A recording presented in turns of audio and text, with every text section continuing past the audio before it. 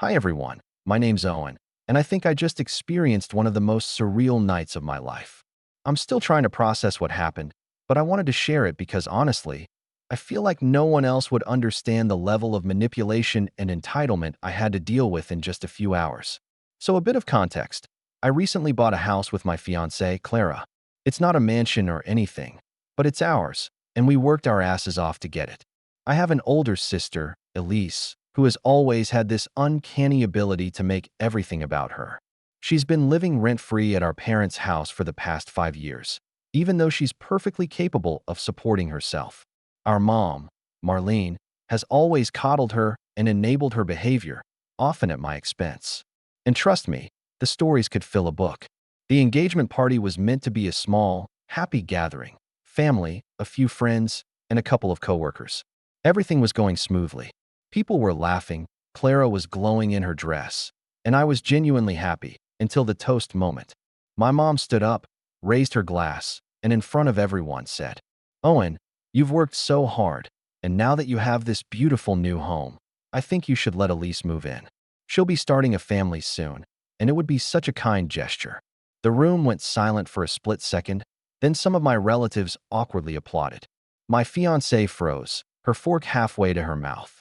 And Elise, she just smiled this calm, sweet smile like she had been waiting for this exact moment her entire life. I remember feeling my stomach tighten. I opened my mouth to say something, anything, but the words didn't come out. My mom kept beaming, proud of her brilliant idea, while Elise casually sipped her drink, like she had already claimed the victory. Clara finally whispered, almost under her breath, "Owen, what do you want to do?" That's when I reached into my bag. I had it there just in case, though I never thought I'd need it tonight. I pulled out a document, a very specific, legally binding one that I had prepared months ago. I cleared my throat and held it up so everyone could see. "Actually," I said slowly, letting the tension build, "before anyone gets any ideas, I think it's important everyone knows exactly who owns this house and what the rules are for anyone living here." I started reading aloud, making sure my voice didn't shake, even as I felt every pair of eyes on me. And as I read the first few lines, I could see jaws drop. My mom's face went from confident to horrified. Elise's sweet smile faltered for a moment, and the room fell into a stunned silence. At that point, my relatives were leaning forward, murmuring to each other, clearly trying to process what I was revealing.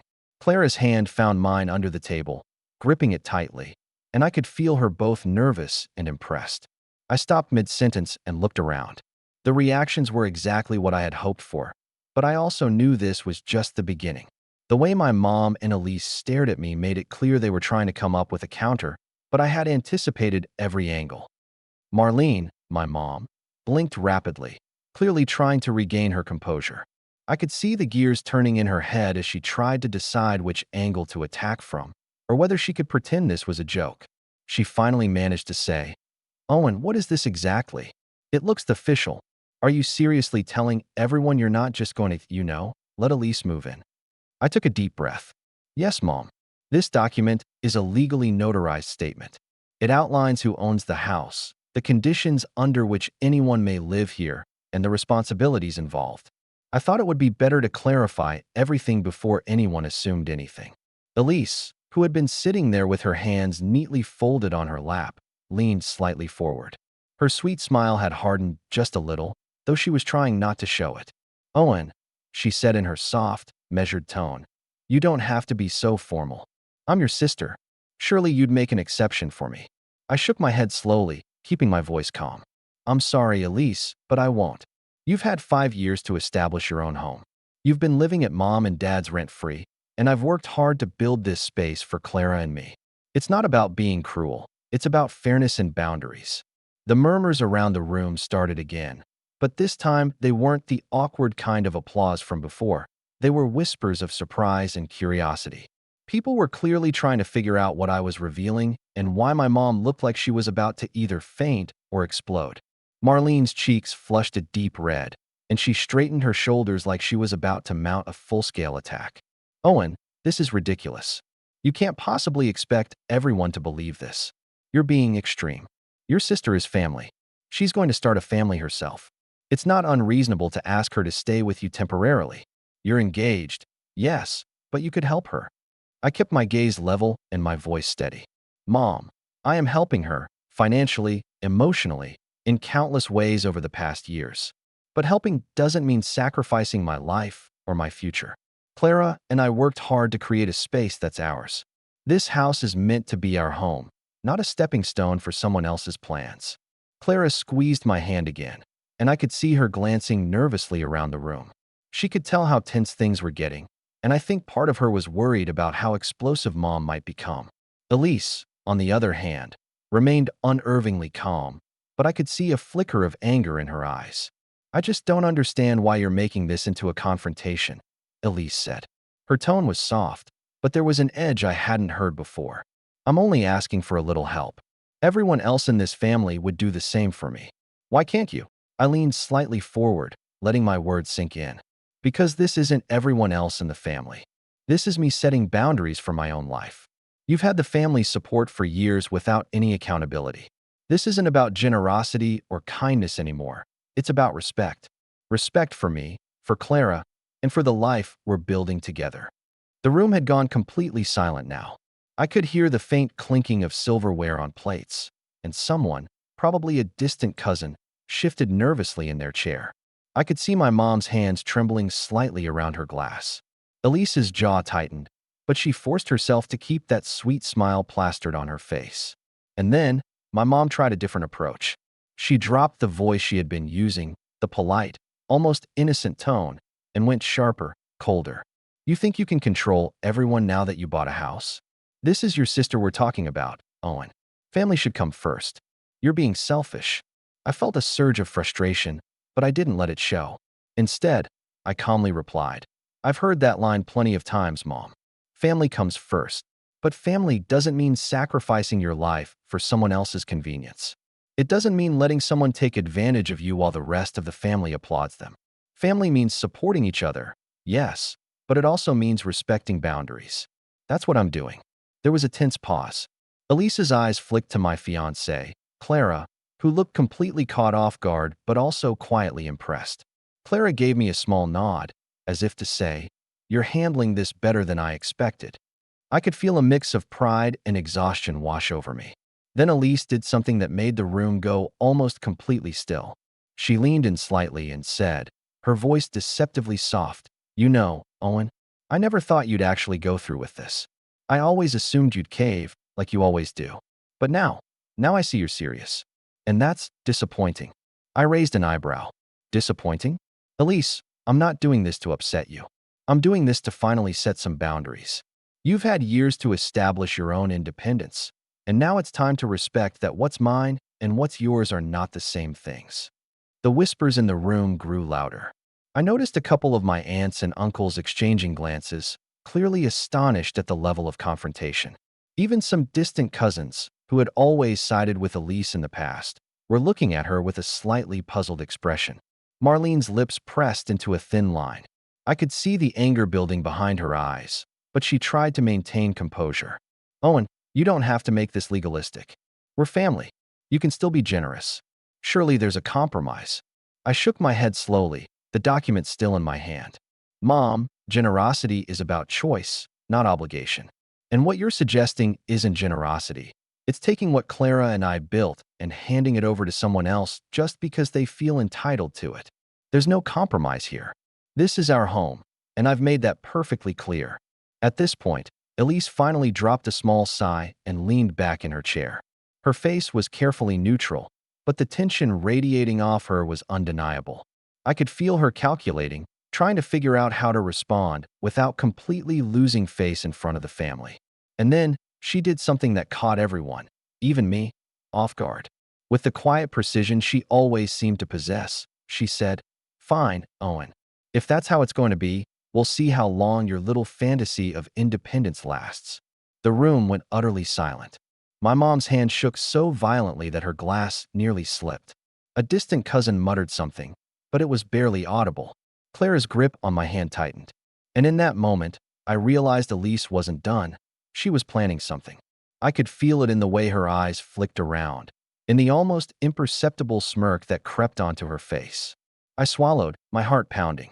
I had anticipated resistance, maybe some arguments, but I hadn't expected her to openly threaten my peace like that, especially at my engagement party.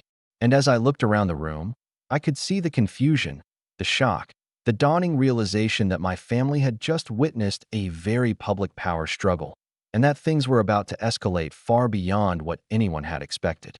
I cleared my throat, ready to respond. But just as I opened my mouth, my mom spoke again, and this time her words made the blood drain from my face. Marlene's voice cut through the room like ice. "You think you're clever, Owen, but do you really think Clara will put up with all this stress if you keep turning family against her? Maybe you should rethink this document, or maybe you'll regret it." I felt the weight of the room pressing down on me. Everyone was looking at me, some with curiosity, some with shock, a few even with quiet approval. But mostly, they were waiting to see if I would crumble. My mom's words weren't just criticism, they were a threat. And Elise's little smirk told me she'd already started plotting, likely seeing this as an opportunity to manipulate everyone into thinking I was being unreasonable. I closed my eyes for a second, letting the air settle. When I opened them, I met my mom's glare evenly. "Mom," I said calmly, "I'm not turning anyone against anyone. I'm establishing boundaries so that no one can manipulate or take advantage of what Clara and I have built. And if that makes you uncomfortable, that's not my problem. It's reality." Elise made a noise that was part sigh, part laugh, like she was amused by my audacity. "Reality, Owen? This is family. You're acting as if you're untouchable just because you own a house. Do you really think this little document is going to stop me?" I leaned back slightly, letting her words settle in the air, letting the room absorb the tension. "I don't think it will stop you, Elise. I know you'll try to find ways around it, but I've planned for that. And tonight, everyone here is going to understand exactly why boundaries exist and why they're necessary." The room had gone quiet again. My uncle, who had always been one of the few people to quietly side with me over Elise, gave me a small, approving nod. My cousin whispered to another family member, pointing subtly at the document in my hand. Everyone could see the shift happening, how the dynamics we'd been living under for years were suddenly flipping in my favor. Elise's expression changed ever so slightly. She was still smiling, still sweet, but there was a sharpness in her eyes now. "So this is how it's going to be," she said softly, almost to herself. "Owen's rules. Owen's house. Owen's life. Let's see how long he can protect it." I had anticipated her threat. I had anticipated the stares, the whispers, the dramatic gasps from some of the family who had spent years believing Elise's charm and sweetness were untouchable. But I hadn't anticipated the sheer audacity with which she would try to twist the entire room against me in a single sentence. So I smiled, not at her, not even at my mom, but at Clara. Her eyes widened, surprised at my calm, calculated reaction. "Clara," I said, keeping my voice low so only she could hear, "watch and learn. They think they can intimidate me, but they've had this power for too long. It's time I take it back." Clara nodded, giving my hand a reassuring squeeze. "I'm with you," she whispered. Then I addressed the room again, louder this time, making sure everyone could hear me clearly. "Everyone here sees Elise as sweet, charming, and deserving, right? And I've allowed that image to control how I treated her for years. But tonight, I want to show you all something different.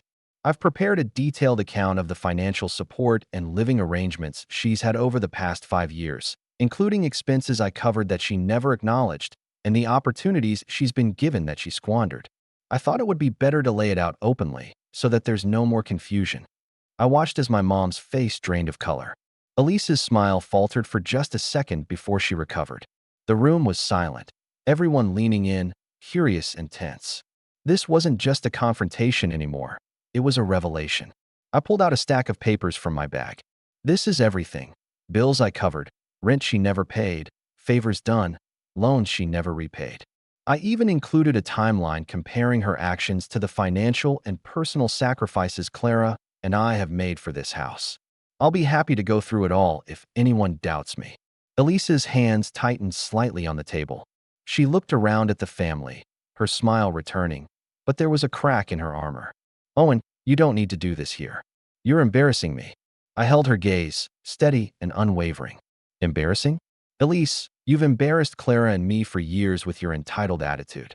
If laying out the facts is embarrassing, then so be it. Tonight, I'm not just setting boundaries. I'm showing the family what true responsibility looks like. My mom gasped, clutching her pearls in that overdramatic way she always does when she's flustered. Owen, you can't just air all this out in front of everyone. It's private.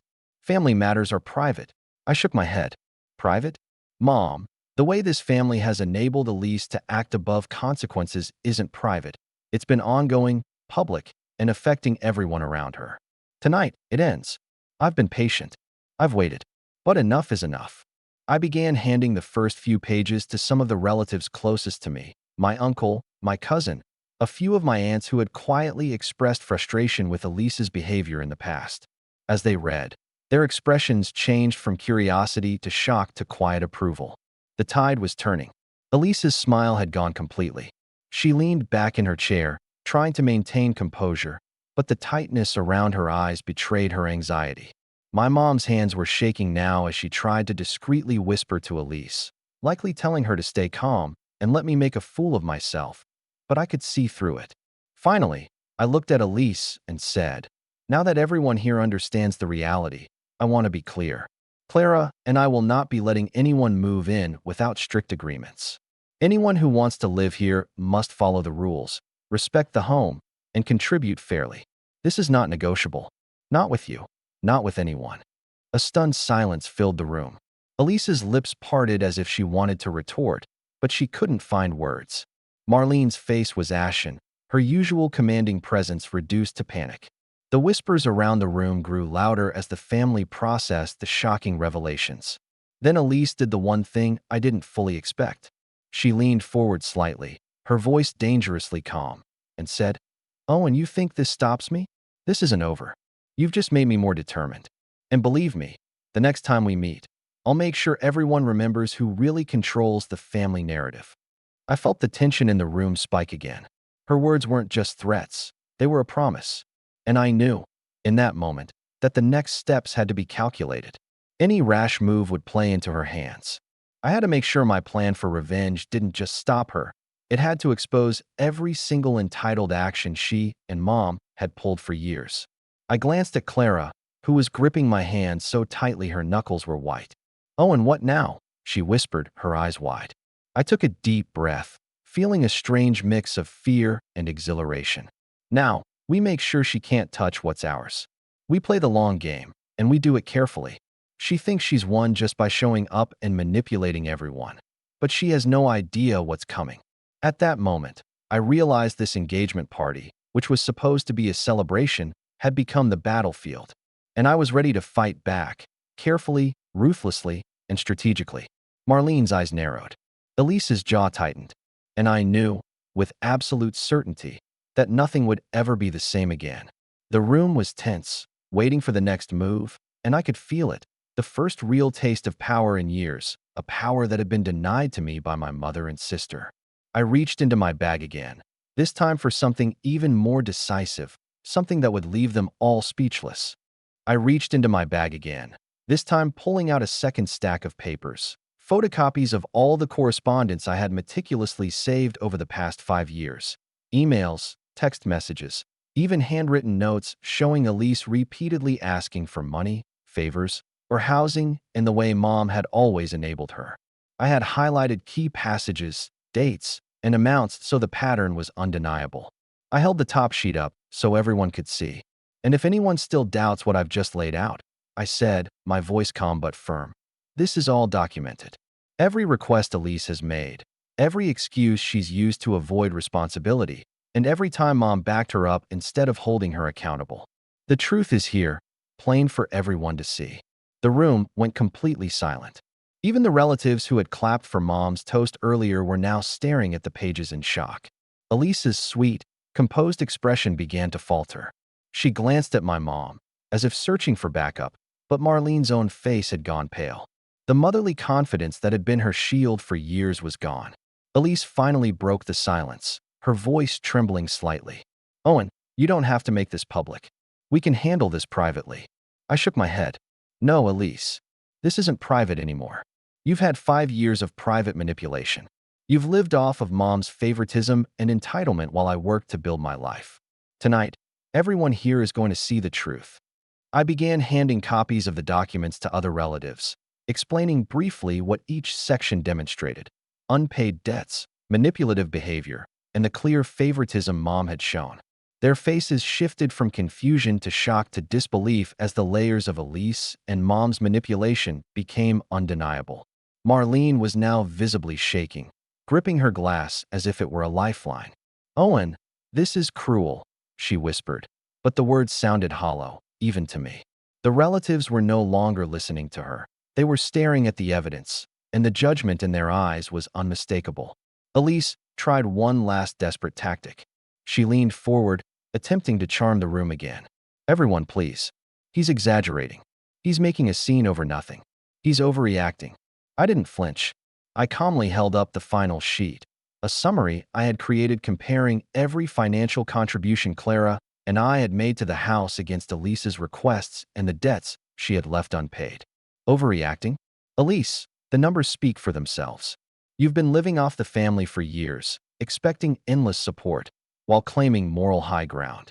The facts are here. You can't deny them. The room was stunned into silence. Even the relatives who had always sided with Elise couldn't hide their shock at the sheer scale of entitlement laid bare. My mom, finally realizing she had lost the narrative completely, muttered something under her breath, but no one paid attention. At that moment, Clara whispered, "Owen, I think you've done it. Everyone sees it." I nodded, my grip tightening slightly on her hand. "Not just sees it, Clara. Everyone understands it. There's no excuse left." Elise's face had gone pale. Her lips pressed into a thin line as she glanced around the room. Realizing the applause and murmurs weren't coming to support her, they were quietly acknowledging that she had been exposed.